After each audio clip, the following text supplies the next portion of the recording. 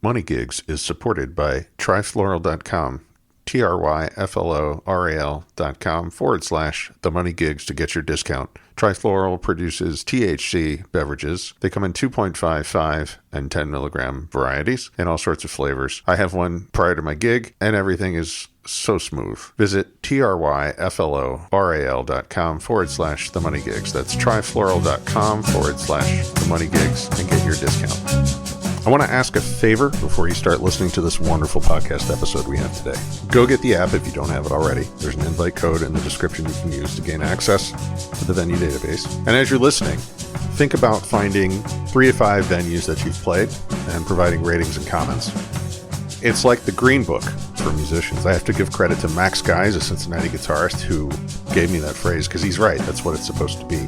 So as you're listening, you can go about and provide ratings and comments and help other musicians arrive prepared for the gig.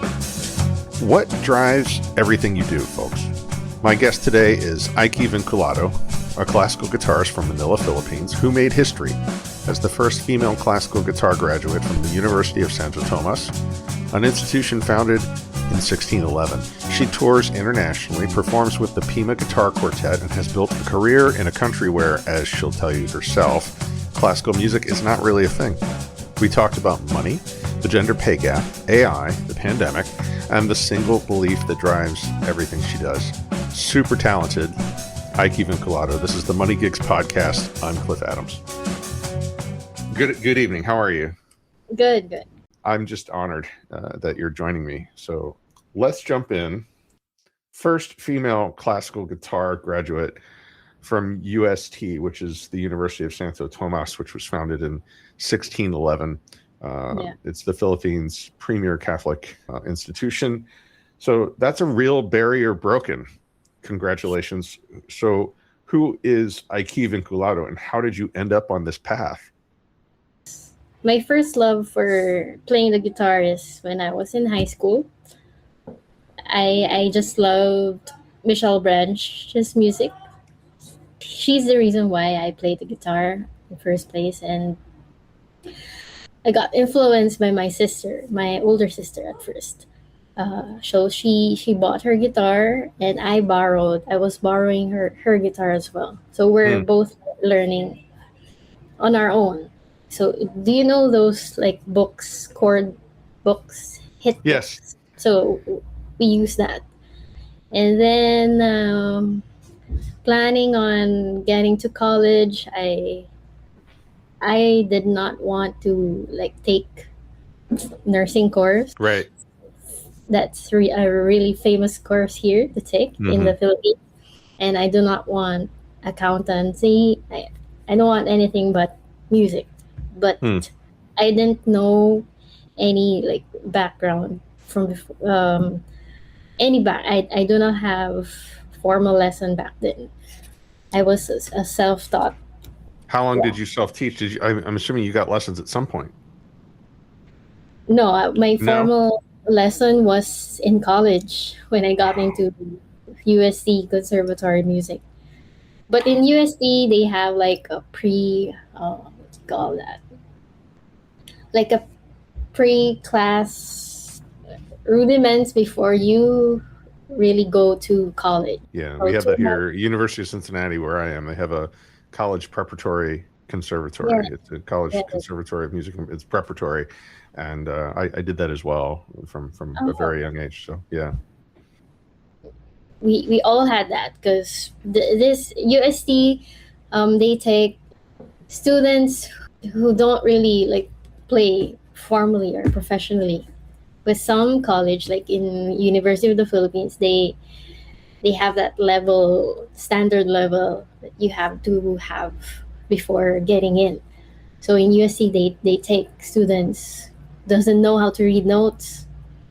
So I was one of them, and we were introduced to classical music, and I fell in love with classical guitar. You picked it up because of Michelle Branch. I remember the tune with Santana, Game of Love, right?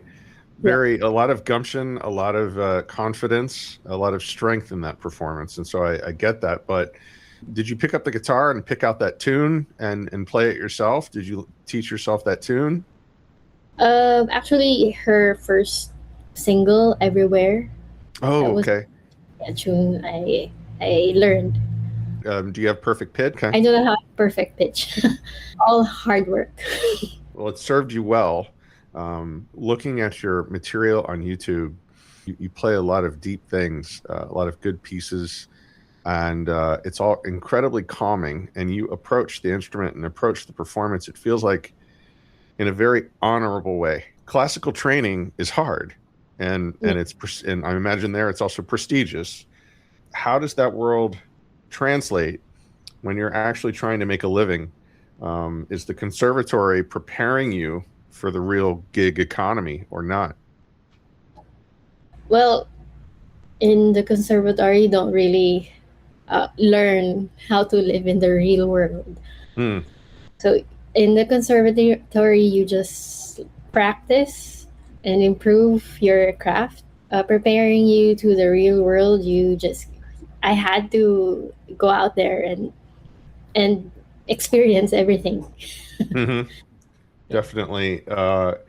When we get out of college here in the States, we are in debt. And then you have your gig economy. Is it the same way there? Thankfully, no debt, no school debt, no loan.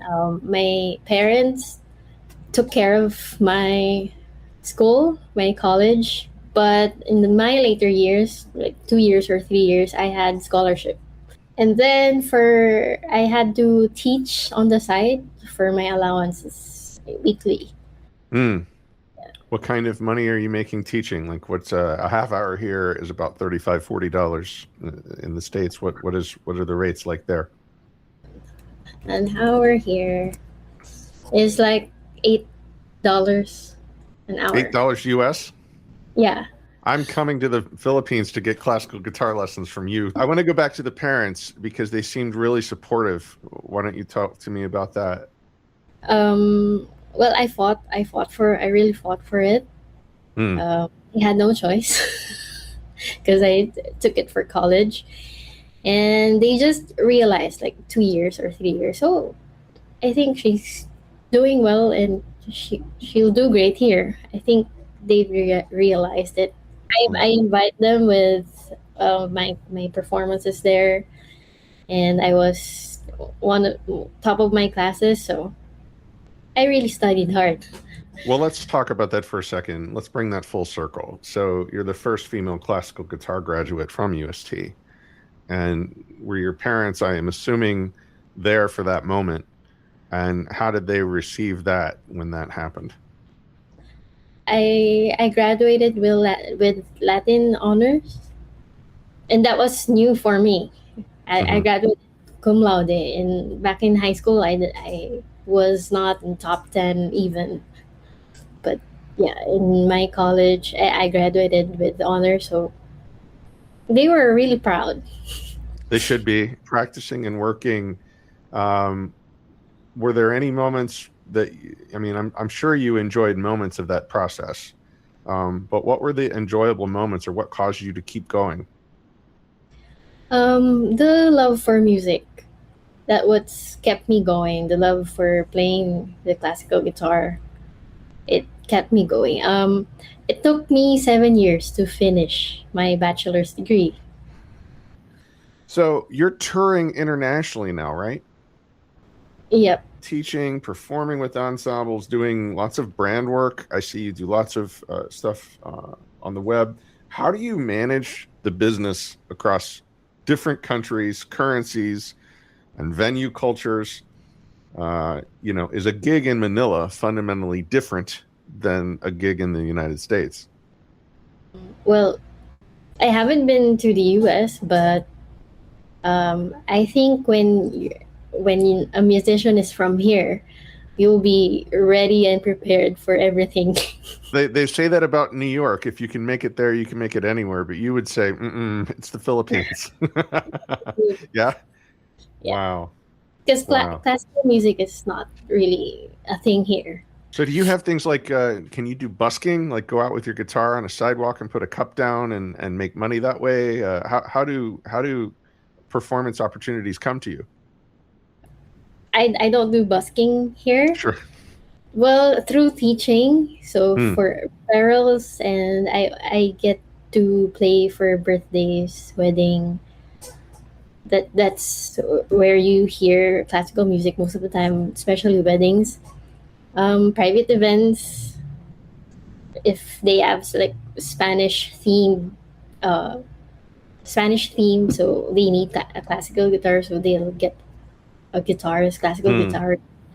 So that's where I play private events. More on private events, private gigs, corporate.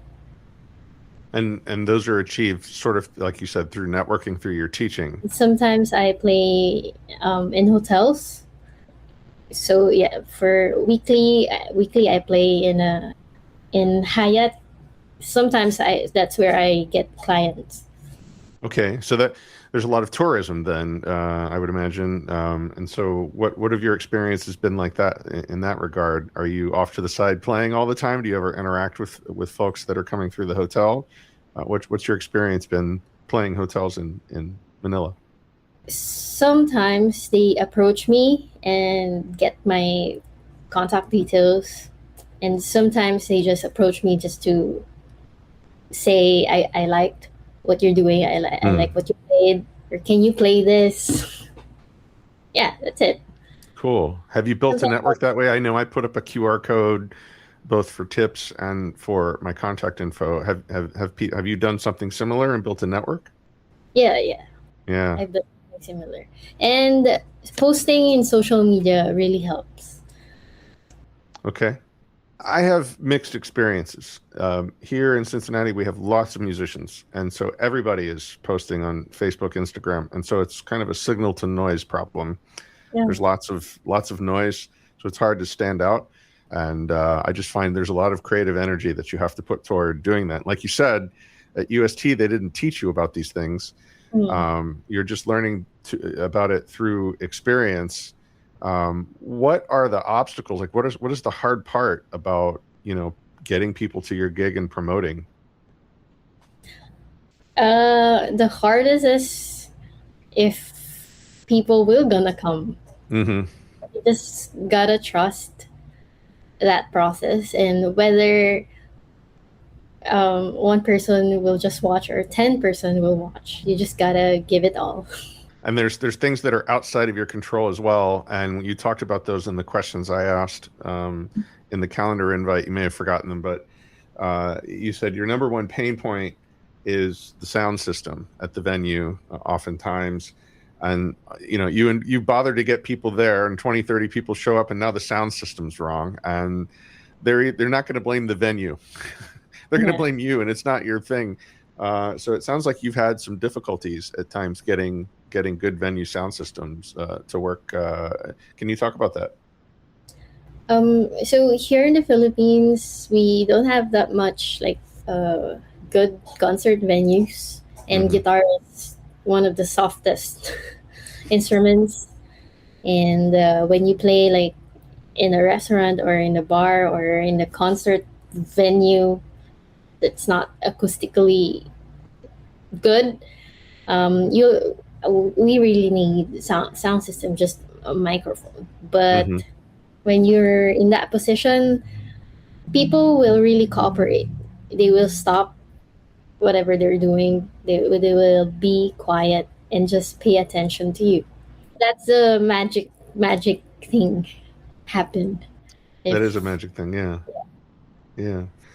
Um, want to talk about the you being the first woman in your program. Did that come with challenges in gigging and getting opportunities, like how venues treat you, how you negotiate, how you're perceived? Uh, that's always a thing here. We call it the gender pay gap, where men are getting paid more than women. Is that a thing as well in Philippines? And have you encountered that challenge? well, I think being a woman and who plays the guitar here, I think it's more. I experience more advantages. Like some men, com not really complain, but they will always try to say like, um it's good that we have like a woman around, because they will treat us better, because there's a woman around, and there's me. So they have to take care of the musicians, the artists, rather than when there's all men. They just put you somewhere and just, okay, you'll be okay. Right. Yeah. Right. Sort of discounted. So has that ever affected, how do you go about in Manila negotiating rates with venues? Like when you go to a venue, and how do you achieve a gig there? Here, I might go to a restaurant and say, I play live music. I kind of have a bottom rate. This is what I want to charge. What's the experience like there? Here it depends what, because for me, if you play in a hotel, they really need to have that lower rate, especially when you play like weekly or twice a week. You Hmm. really pay, you really get the rate like low, It's a flat rate, non-negotiable. non-negotiable. And Hmm. then like for private events, I get to like offer my real rate. Hmm. Yeah. And then there's no like difference between female or male performers. Yeah, and sometimes they just look for a female performer just to look like, visually it will look better. Okay. Well, that's encouraging then. It sounds like that's not been an obstacle for you. How many gigs are you playing, let's say a month or a week? Well, for example, like the past few months, no gigs or Hmm. just private events. I don't really have like a regular gig. I focus more on teaching and private events. I try to manage my teaching, because teaching is my like the consistent thing, because consistent payroll. So because you're teaching and you have that stable income source, you can choose which gigs you want to play. And you probably don't want to play a bar or a cheap hotel. You probably want to, with a cheap rate, you probably want to be selective and play those upscale corporate gigs. So that's great. One of the things also outside of your control that you mentioned in the questions was weather. How hot does it get there? If it's really really humid like right now, it's your my hands will really it's slippery. Yeah, and my hands is, what do you call that? Sweaty.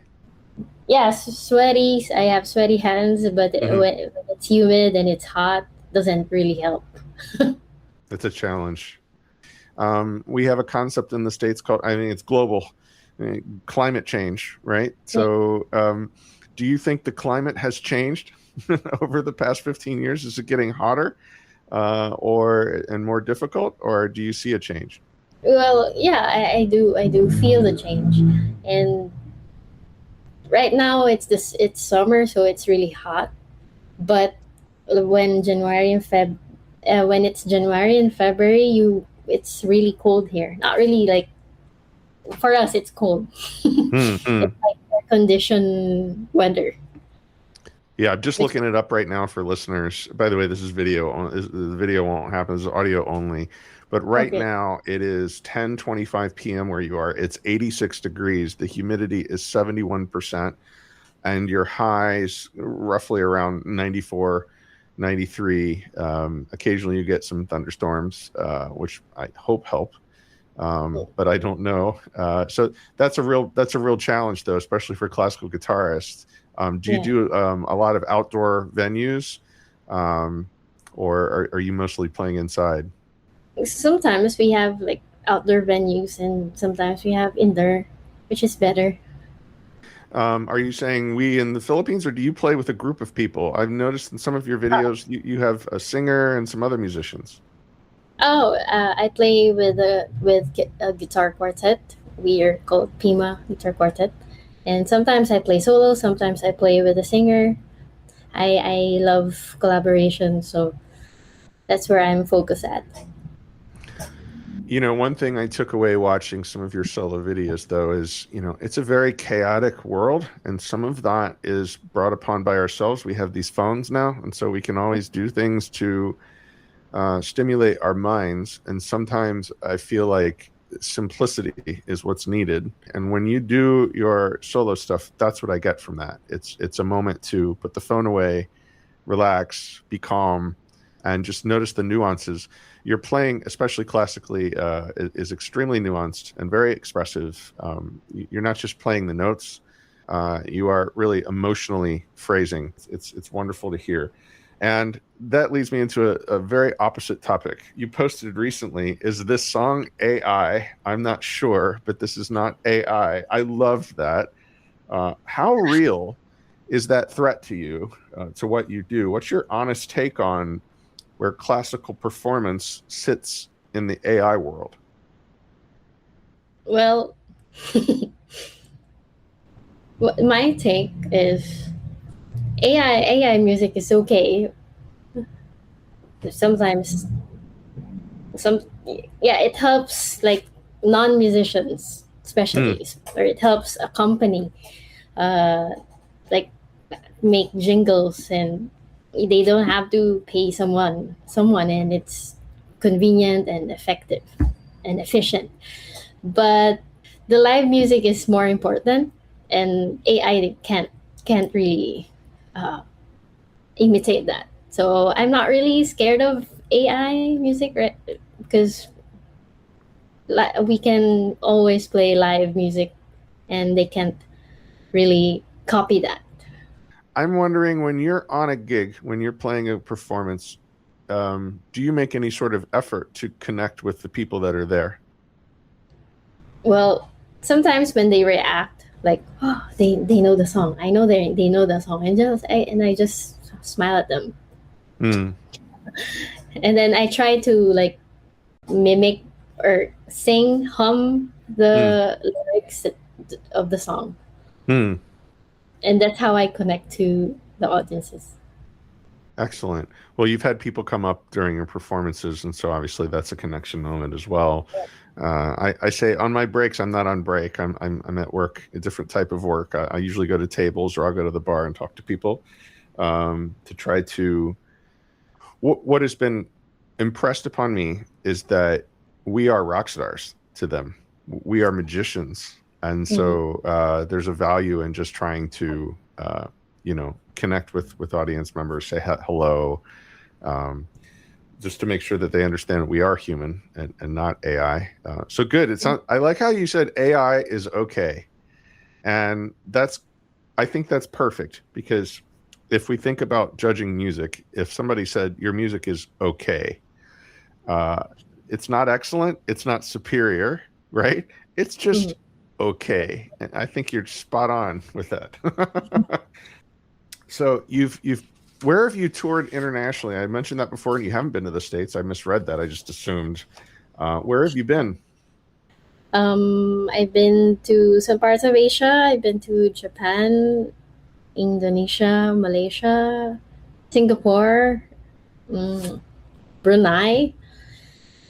I've been to Europe, Netherlands, France, Germany, Turkey, Spain, and North America, Canada. How did you get all this opportunity? Well, after college, I was invited to join a trio, a group of female guitarists, and then we formed a group called Triple Fret. And then from there, we played concerts in Asia and in Europe, and I got like, connections from there. And then in 2017, I focused on my solo. So my sister is lives in Canada. So every time I go there, I try to every time I go to a country, I try to connect to guitarists, classical guitarists, because we're that like we have small community, I A think. network. Yeah, small network, and we're all connected in Instagram. So I just messaged them if like in Winnipeg where my sister is at. I just messaged the Winnipeg Classical Guitar Society, and they were really welcoming, and they just organized a concert. And knowing that I'm Filipino and Winnipeg has like many Filipinos, so it's like a new audience for them. It's new audience, new people, new connection. So yeah, and then I try to connect and play something from here, from the Philippines, and share something about my culture. Yeah. That's great. You were able to network. It seems like you have that as a natural instinct. How did it come to you to decide, oh, I'm going to reach out? Are you seeking opportunity? You just want to play more, and as a result, you think you are motivated to connect with people? Like what goes on in your mind when you're in Winnipeg and you think, oh, I need to connect with people? Opportunity will not come to me, so I have to go out there and email and just message, just try, and if they answer, then good. If not, then it's okay. I almost want to talk to your parents because I almost want to know if you have always been that way, self-driven, let's say, not someone to wait and see if things come. You go out and get things. Have you always been that way? I think it's being Filipino. Oh, okay. I grew up here and I took classical music, and it's not really a thing here. Yeah, you really have to be driven, and you really have to persevere and be determined. I heard you named your band as you were traveling Triple Threat. Who came up with that name? Well, my friend Marga Abejo, she came up with that name because of Triple Threat. So it's just like a word play, triple threat. Triple Threat. That's awesome. Obviously, you're bringing the goods. You're really good product musically. So you've broken barriers. You've toured internationally. You've built a brand.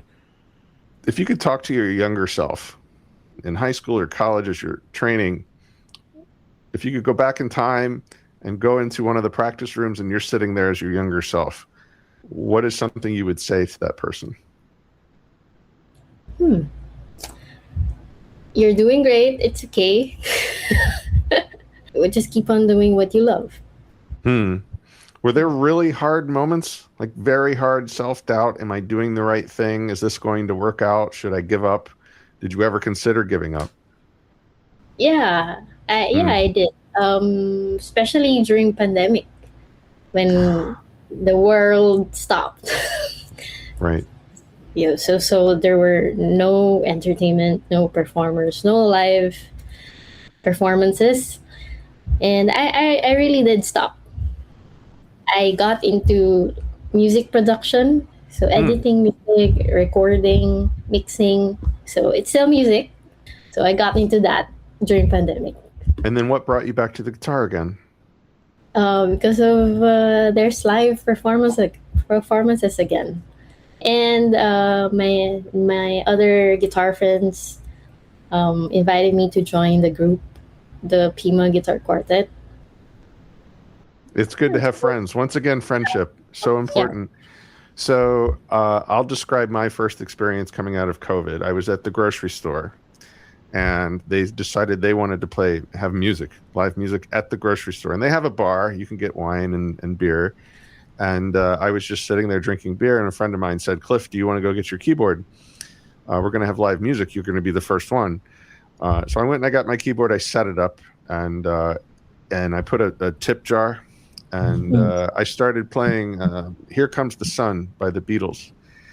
And it was like the first time people had ever heard music coming out of COVID. Do you remember the first time you played after COVID in front of people? Yeah, I was asked to play in a hotel lobby. That was my first live performance after COVID. And How'd it go? It was great. Yeah. Felt Yeah. good.